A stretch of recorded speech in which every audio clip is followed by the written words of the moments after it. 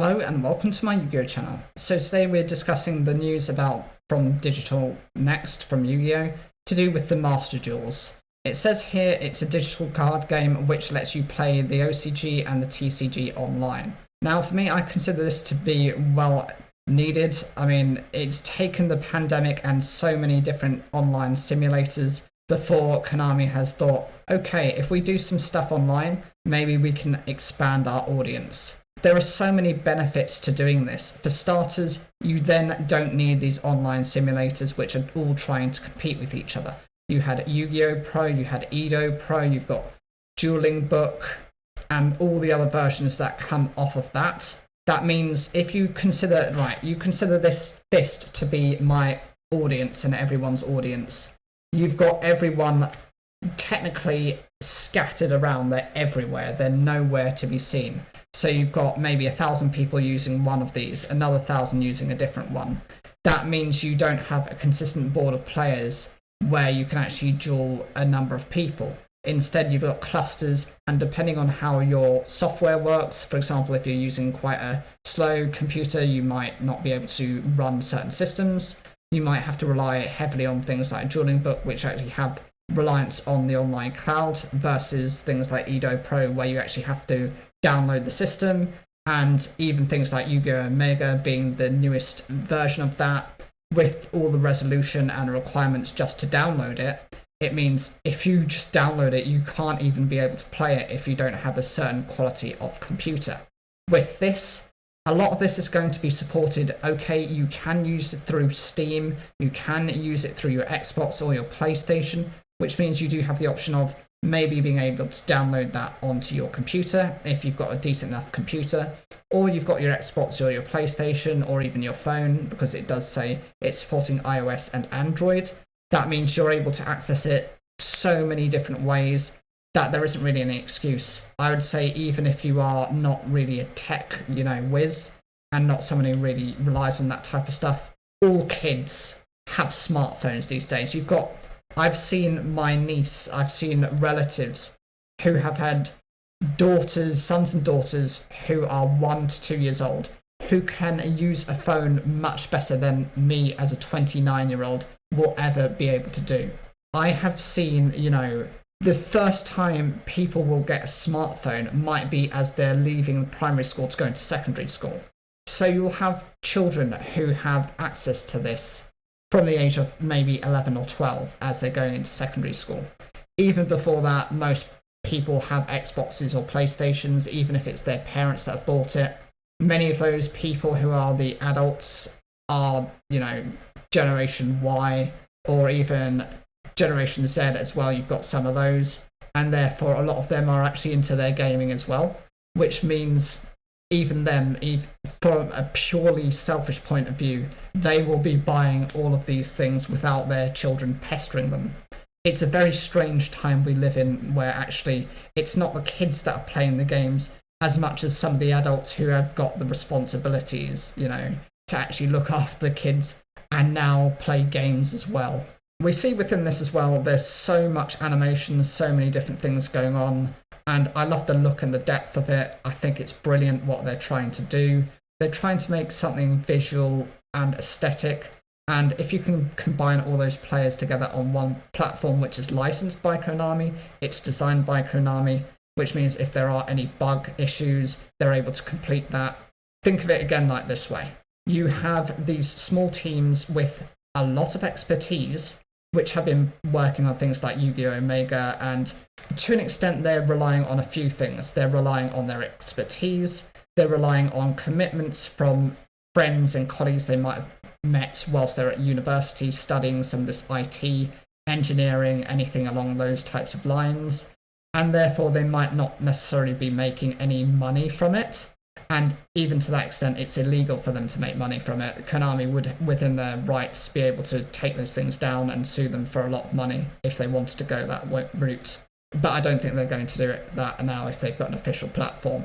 I think as well, the whole thing is a lot of them have to be Patreon-led in that, they need support, financial support from loads of different people who are interested within the game to be able to do this. Whereas with Konami, they have their own exacting software engineers, designers, everyone related to the process who can dedicate entire departments of more than 100 people to dealing with this if they wanted to. They have the capacity to roll this out as quickly as they want to, and it's surprising again how long it's taken for them to do this. But I'm glad actually the virus, if anything, has actually jump-started this idea.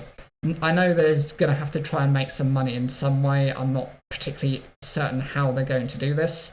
I think they will try and monetize. I know it's not going to be a subscription service. They've made that very clear. That's one good thing, but I'm sure there'll be things where you might make purchases on upgrading cards, maybe purchasing deck skins, game mats, anything along those lines.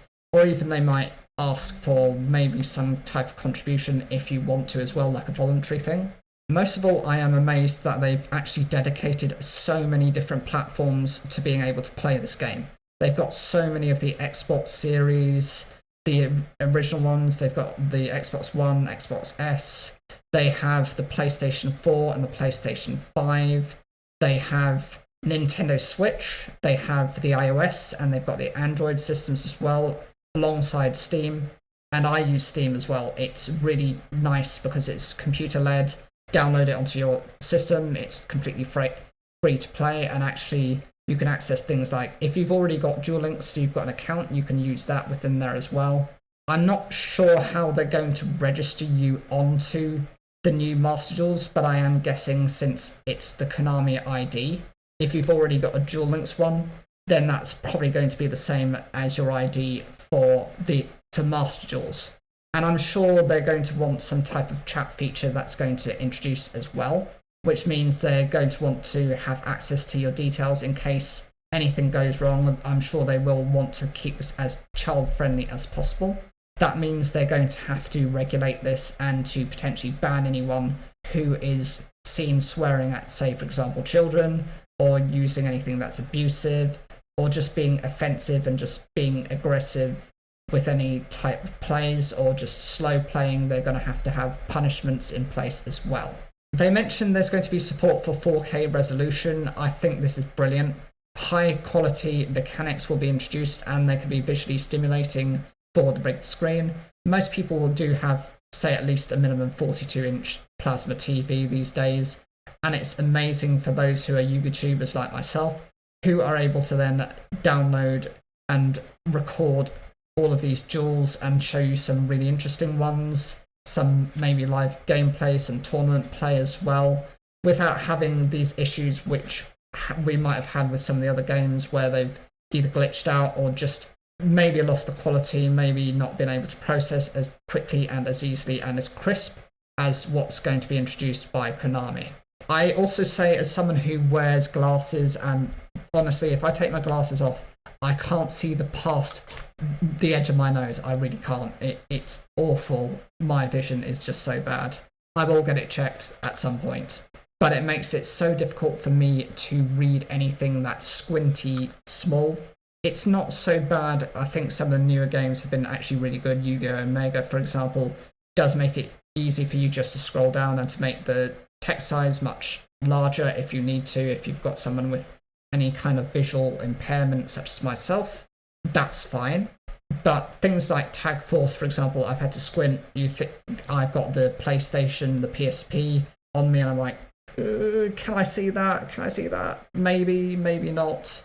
And it becomes so much of a nightmare just to read cards. With this, it's going to be so much easier. I don't have to strain my eyes. And for anyone else, it's going to be a game changer for them as well. Sound effects, I think, are going to be introduced to make the game experience a lot more realistic and thrilling. Again, it's just about the user experience. The more noise and sounds and audio and things that are going on, the more interested you can be.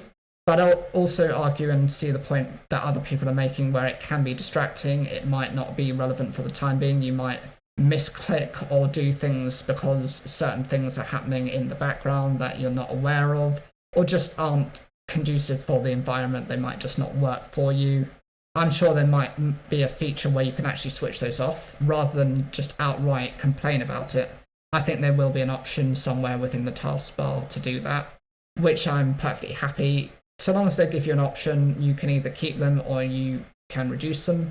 I'd also say there is the issue to do with a lot of the summonings, because they have their own graphics for things like the fusion summons, synchro summons. We saw El Shadow Construct being fusion summoned, that was a long mechanic in itself, and Stardust Dragon. Is that actually going to eat up your in-game time and your in-player time? Because if it is, I think you do need either an option where you can actually cut those out, or they need to be just added onto your gameplay time if that's affecting you as well, just so it's fair between both players. I also think maybe for professional duels, for example, for the competitive scene, that they might put a rule and limitation on it where all players must have these things off to be able to compete. That way there aren't any arguments about anyone slow playing, there's no one that's going to get frustrated, no one is going to get impatient, because everyone is under the same rules, no one is being cheated out of their place within the tournament. It does say they're trying to balance the look of the game whilst maintaining a good time on the limits of the duels. So again, like I was explaining, this is the reason they're doing this. I'm sure within the time, as soon as it gets an official release, they will be testing this maybe on some of the bigger YouTubers to see how they play in, for example, a beta, see how those go and maybe rewire it to adjust it. Or they might do a completely different thing where they might just release it to the masses, let everyone test it for a couple of months, see where it's at, and then make decisions based on that. They might have some things like they do with Yu-Gi-Oh! Duel Links, where every so often, once an event or a tournament is introduced and has completed, they give you a survey saying, okay, this is a 5-minute survey, would you mind actually completing this? We would like your feedback on this, this, and this. And find out, okay, do you like, for example, the animations? Do you like the sounds? Do you think there are too many sounds? Do you think this is affecting the game state? And anything along those types of lines, which again is an ideal way. I think the more proactive Konami is and about engaging with their audience, the better this is going to be for everyone, both existing players, old players that have quit, and new players that are trying to introduce themselves into the game. I also like the whole things to do with explaining how chains work. I know for someone who has played the game since it came out, I mean, my first pack was a Metal Raiders pack, which was the second pack ever introduced. And based on my age, it is what it is. I am of an age where I technically shouldn't be playing the game, but I still enjoy it anyway. I know how the chains work and how these resolve. They can be chain blocks and how, the last thing that's activated activates first. By being able to show how things are activated, you see how things are destroyed, how things are negated, how things work, and that way people aren't as confused. And that's both, they're talking about this both from the audience point of view and as a spectator's point of view. If you are someone who's actually in the duel, you don't have to go to the point of calling a judge because these are all automated moves. So long as you trigger things in the right order, you're fine. And that's another benefit, I think, whereas with Dueling Book, you have to do everything yourself. It has to be manual. This is going to be automatic, I think. They haven't specified, but I'm sure this is how they would ideally like to play it. And I think that would avoid having to shell out on Konami's end by getting so many online judges. This way you do have some fairness. I know they will have to have judges for the point of if anyone kind of stream snipes, if anyone is looking into someone else's board, if they, every so often they do, when they do official tournaments, put these live on their official tournament website on their YouTube channel, which means they're going to have to monitor to make sure people aren't actually taking the screens to see what their opponent is playing, and I'm sure that's why they're going to keep judges around. But it's a good way of actually stopping having to have so many online judges as well as offline judges within physical events. The senior developer actually said something which I found very interesting. He put a little bit of a caveat with a bit of a warning. It's not so much of a warning, it's more of just like a friendly suggestion about how you're going to compare different games. He did mention the comparison between Duel Links, Legacy of the Duelist Link Evolution, and Master Duels. And he likened it very much to, you might want to start off with Duel Links for new inexperienced players before jumping onto this platform. This is potentially, and this is my theory alongside probably some other players as well, to avoid frustrations within duels. I know from playing on some of the online simulators that people become very tired if you don't understand basic rulings or even how your deck is intended to play. This may suggest in the future there may be a chat feature with the option to turn on and off, but it states as well that there will be a tutorial provided to help new users navigate their way through Master Duels.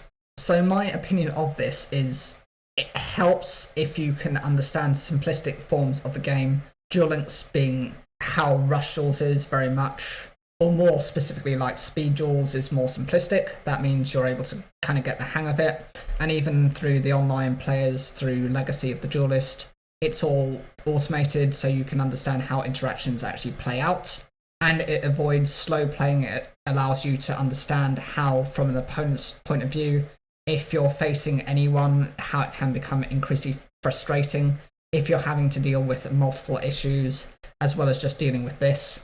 I mean, who's to say that you might not have a 20-something-year-old going up against a 13-year-old?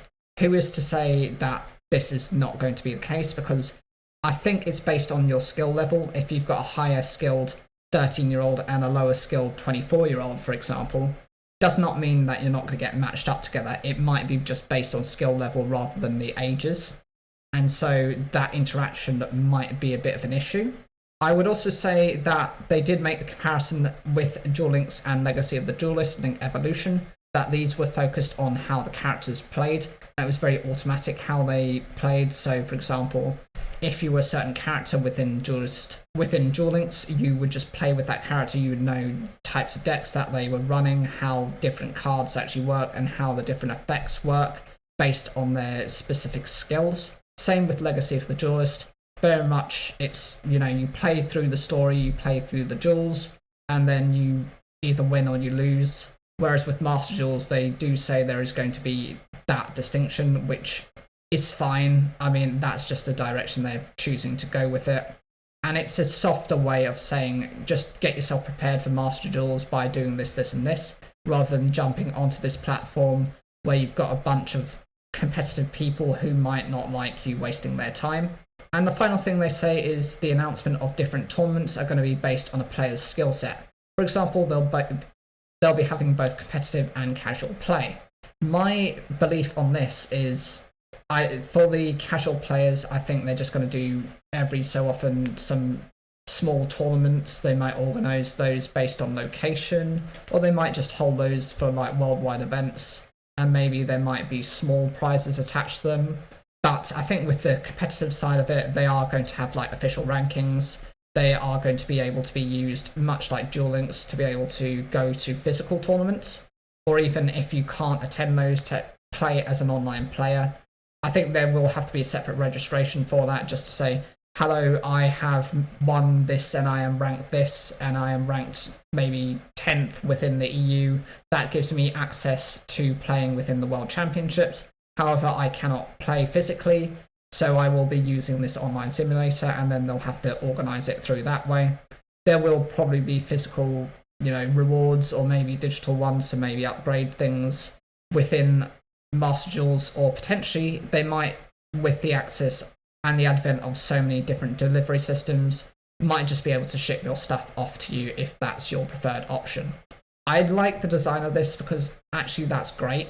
It does give people from maybe more rural areas that access to international tournaments, whereas they might not be able to. Either they can't afford it, their parents won't let them do it because they've got jobs and other commitments, or they just don't have the ability to get anywhere. I mean, even within the UK, speaking as an English citizen, I know that there are villages where even just to go to a hospital, it would take you several hours to do that. And that's even an emergency situation. So if you can't even get to a hospital within that amount of time, how are you going to get to a major tournament if that's held in London or any of these other major cities? So I do love the design. Overall, I think there are so many benefits, and amongst any disadvantages, I barely think there are going to be any. I think they've, ever since they announced this last year as an official title, have been probably planning this for the last couple of years. It's just coronavirus has pushed this a little bit down their throats to force them to make decisions faster. Whatever you think, leave those comments down below. I'm interested to hear what your guys' opinions are of this. Like the video if you enjoyed it, and don't forget to subscribe for more daily Yu-Gi-Oh content.